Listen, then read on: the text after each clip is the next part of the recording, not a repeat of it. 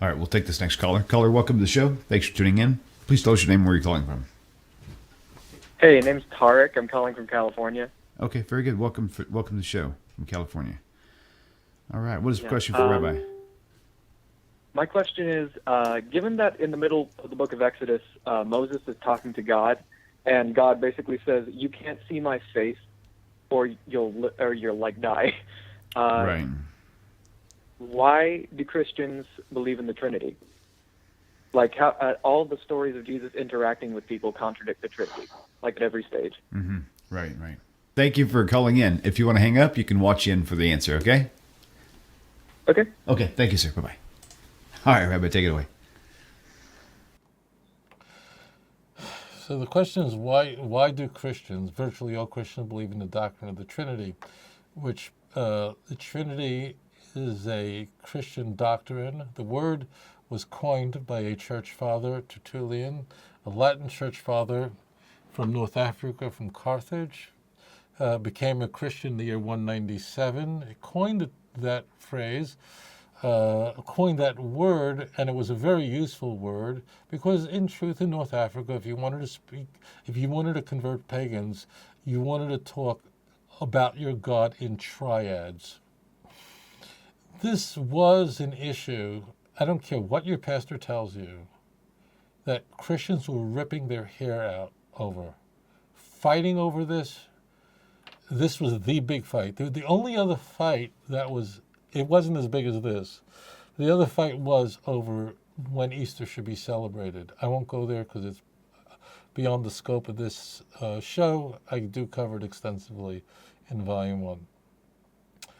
So, why do Christians believe in the Trinity? Okay, so Christians are, conventional Christians are, I'm going to use this word and people are going to be puzzled and Christians might be offended. Please don't, because there's a reason I'm using it.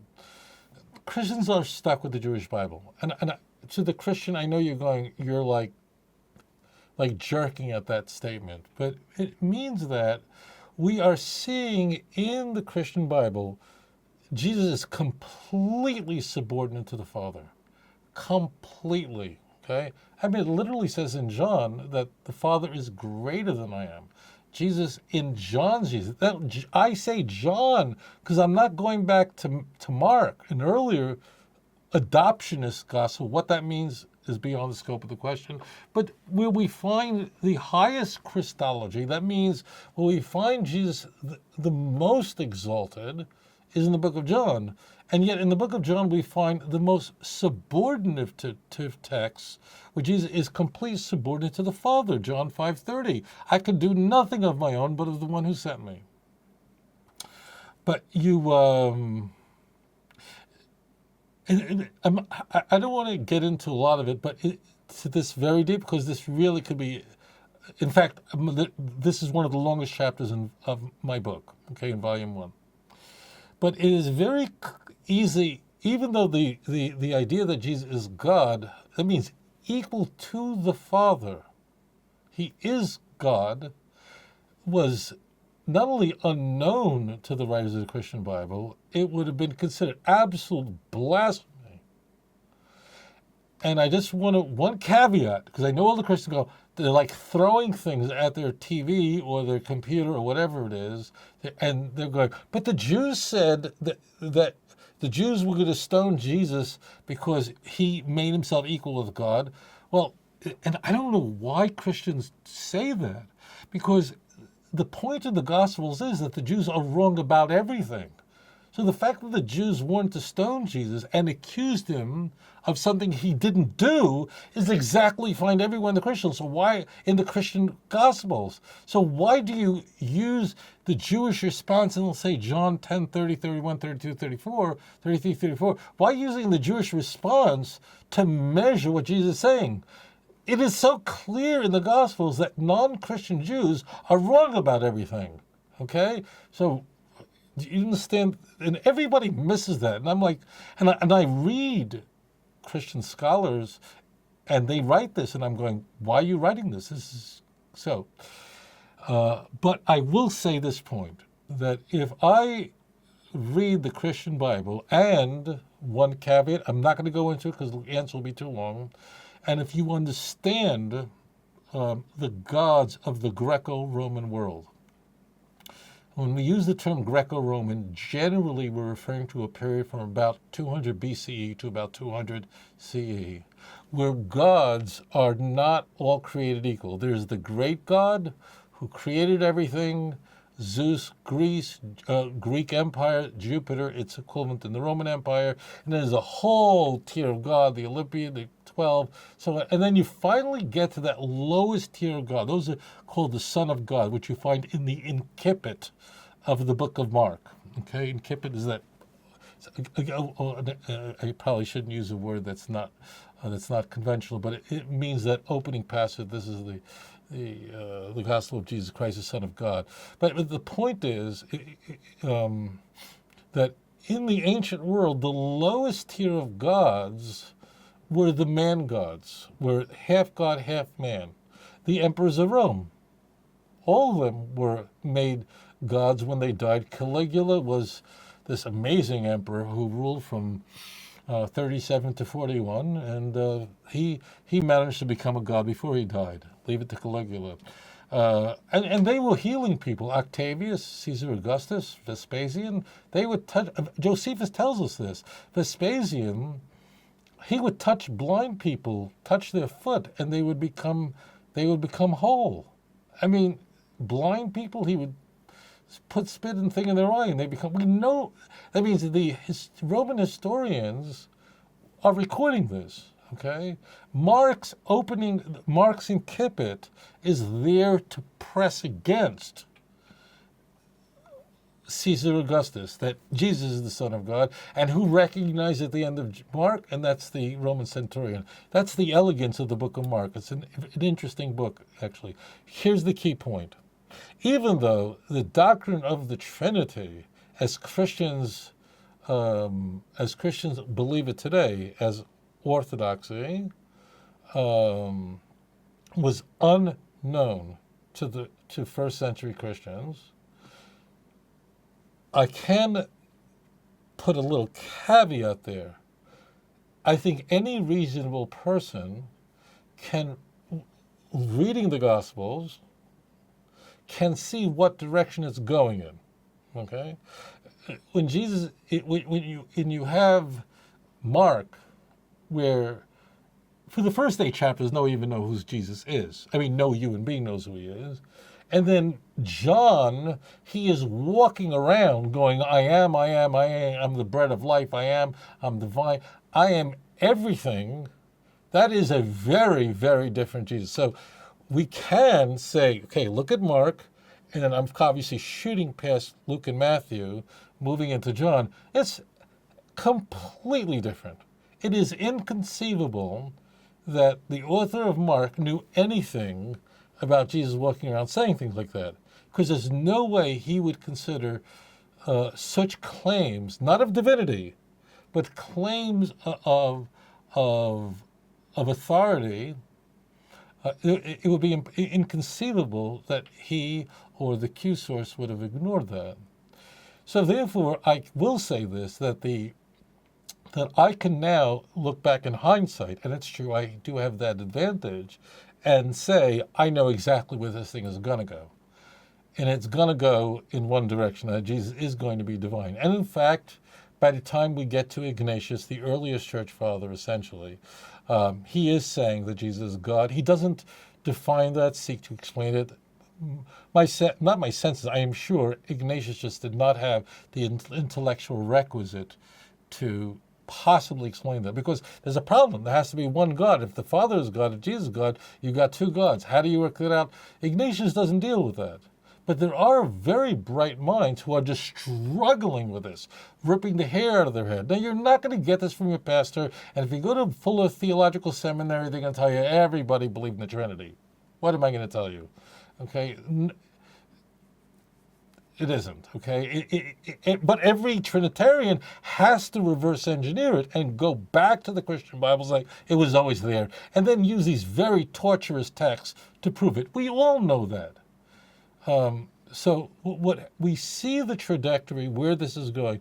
By the 2nd century, we do have Jesus as a completely divine being, absolute divine being, by Marcionites, a very wealthy man from Asia Minor who proposed that there were two gods, the God of the Old Testament, the God of the New Testament, utterly incompatible.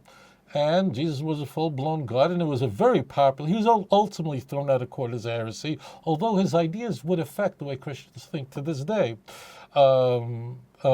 Tertullian, a very bright man, really tried to work this out. But his solution to how you have one God, but the Father is God, Jesus is God, was ultimately that Jesus was subordinate to the Father. And there was a point in time where the Father existed and the Son didn't. And he would even mock what would be today Orthodox Christianity, saying like God was pleased with himself. The Old and New Testament doesn't even make sense. What happens is that it goes further. Origen, who I believe, in my opinion, was the church's brightest apologist and theologian, and I think most Christian scholars would agree that he was the sharpest mind that the church ever produced. He produces ways of solving this, and they can't. And Origen's ideas on the nature of Jesus are ultimately condemned as heresy. Just Origen was so influential and so brilliant that he's never thrown away like garbage. He's always held as a shining light in the church, although his view on the nature of Jesus is heretical. I'm not going to go into it. So therefore, I can easily see where this is all going. So by the time we get to the 3rd century, we are essentially looking at a number of beliefs about Jesus. I mean, and all of them are that Jesus is God. At that point, Christianity has already developed for a few centuries, and everyone believes that Jesus is a God. And you're going, well, why? And the reason why is because studying or being a student of history is very difficult. We live in a completely monotheistic oriented world today. You have to be monotheistic because we know the science. We know the science of carbon and we know it. We know it. It's got to be one. It's one. That's it. Okay. Back then, so the key is that they're stuck with the Jewish Bible, and I use the word stuck deliberately. It means they have to ultimately, the solution must be that there is one God. But the Father has to be God, and the Son has to be God, and we see in the Christian Bible that the Son is constantly subordinate to the Father, begging the Father. In the book of John, remember I said, I've mentioned this many times, and what makes John different than the synoptics are many things: the length of Jesus' ministry, who he is, the kingdom of heaven. It can go on and on. But, one of the things that is very unique to John is we have these huge dialogues in John. Huge. We don't find that in the Synoptic Gospels, with very few exceptions. But John has dialogues between Jesus and the Father. I mean, read John 17. Just goes on and on and on. And Jesus begging God that the disciples should be of one accord, be one as we are one, John 17:11, and so on. Well, so therefore Jesus completely subordinate to the Father. By the way, that answers the question of John 10:30 when we are told Jesus says, I and the Father are one. We know now what John had in mind from John 17:11. The Greek word there is hen, means one. This is not rocket science here. So, therefore, what happens is, by the time we come to the we're entering the 4th century. The estimates are 5% of the Roman Empire Christian. Of course, there were some Ebionites running around, but they were crushed. Of course, there were some Marcionites hiding out there, but they were basically crushed. They were thrown out of court. And what we are left with are two groups vying for what should be the orthodoxy of the church. In these two groups, one group said that, both groups said that Jesus was divine, okay? It's a big mistake to think that there was one group who said that Jesus was human. That is not the case. The two major groups that will enter the Council of Nicaea in 325 at the behest of Constantine all believed that Jesus was a divine being. People often get their information from websites and from books like, all these crazy novels. It's not true. But the question is, to what extent was he divine? Was he completely of the same substance of the Father or not? And this argument would take place over the course of months. And Constantine is not happy with what is unfolding. We have a historian, Eusebius, at the time, so we know what happened. And ultimately, Constantine realized that he had to unify the empire, and under one doctrine, under one theology, under one emperor. And ultimately said, it's voting time. And when voting time came, and the emperor said, voting time, only two bishops had the, I don't want to say backbone, because I, of course, disagree with their conclusions completely, but they said that Jesus was not, ultimately, was a point in time when the Father existed and the Son did not. But everyone else said, okay, we're in on the orthodoxy. The two that disagreed were exiled.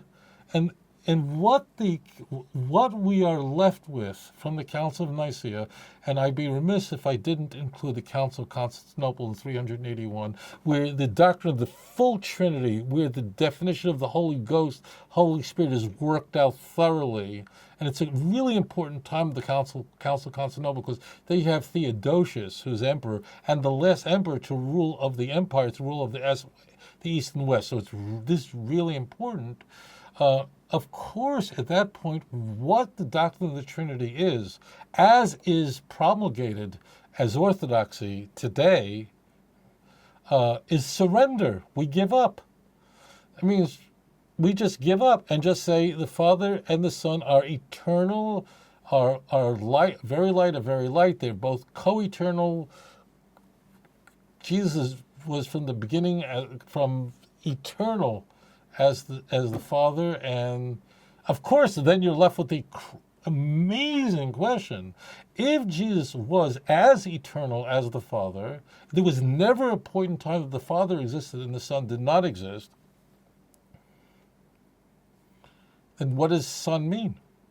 It doesn't mean anything. You see what I'm saying? What does the word Father then mean? It means, then how is God, how is whoever the Father is, what does that mean? It doesn't mean anything. When a word can mean everything, it means nothing. What does the Son mean? It means nothing. It means, how is the Father the Father? Do you understand what I'm saying? So what the doctrine of the Trinity is, as it was finally hammered out under Constantine, as it was hammered out in the 4th century, is a surrender in saying, this is it. This is what you must believe in order to be regarded a Christian in good standing. And to give you a sense of how important this was, is, as I told you, we entered the 4th century. We actually entered the 4th century with an emperor who truly did persecute Christians. 5%, the estimates are 5% of the information. A lot of the information we're getting is through the church, so you take with a grain of salt. But let's say 5% of the empire was Christian. But most estimates would say that by the time we walk out of the 4th century, it means we've, Augustine and so on, 50% of the empire is Christian. But it is a surrender, saying, it is the greatest mystery which can't be explained. And that means I surrender. Everybody, Origen, is coming up with complex ways of how do you have one God, but Jesus is God. And they're all these brilliant Christians are trying to figure it out. They all fail because it can't work. X cannot equal Y and also not equal Y. It just can't. So it ultimately becomes a mystery which the human mind can't fathom. The question, of course, has to be asked, and that is, if God always believed in the doctrine of the Trinity, and if Moses believed in the doctrine of the Trinity, if Moses, of blessed memory, Olav Shalom, if he believed in the doctrine of the Trinity, why would he withhold that information? It's not, I'm sorry, that's not a strong enough question. It is, when this show is over and you're alone, you have to ask yourself the question, did Moses believe in the doctrine of the Trinity? Did Joshua believe in the doctrine of Trinity? Did Isaiah, Ezekiel believe in doctrine? And if they did, why would they ever withhold that information? Because read Exodus chapter 30, read Exodus 28 through 31, 32. Please read it. And you will see there, graphically, over and over again. In fact, it's repeated so many times, many people read it for the first time and go like, all right, I got it. Like, you've got to believe in one God and no other. Like, I got the point. That's how it's like the existence of the Jewish people depended at that time, not 1,600 years later, at that moment depended entirely on worshiping God properly in truth. And it says that. And God says, if you don't worship me properly, then I will drive you out and I will destroy you. And yes, I will leave over a remnant so you will not be utterly destroyed. Then how could God withhold this? How could this answer that Christians try? They try their best. I feel bad for them. The nice ones, I cry for them. They go, progressive revelation. That's impossible. So therefore, Moses did not believe in the Trinity. I'm sorry. And what Christians are doing, good people are, is they're raised with the Trinity. They're told that by the pastor they'll go to hell if they don't believe in the Trinity. They will not be saved. The blood of Jesus will not save them. It's a false gospel. And then some guys who are really nice guys, but they'll go, of course the Trinity is all over the New Testament. You just can't see it. And any non-Trinitarian is going, what? Well, Jews and Muslims are going, are you insane? I mean, it's really true. Every Muslim knows that what I'm saying is true. We watch people who are intelligent, who are Christian scholars, and going, oh, of course the Trinity is open in the New Testament. And then we go, really? Please.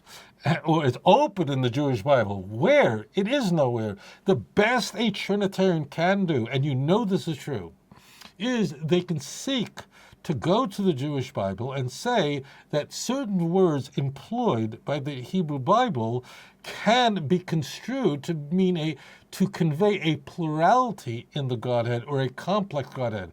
That doesn't tell us 3 in 1, and doesn't tell us the equality of God. None of that. And what happens if a prophet arises tomorrow? In Islam, that would be impossible. But if someone came tomorrow, so what? He's now going to be the 4th God and then the 5th God? None of those are a fail-safe method that would block it. But we do not have a Trinitarian formula. Not we don't have it. It isn't there. It is more easy for me to prove that watching I Love Lucy is one of the 613 commandments in the doctrine of the Trinity. That's the truth. אדון עולם אשר מלך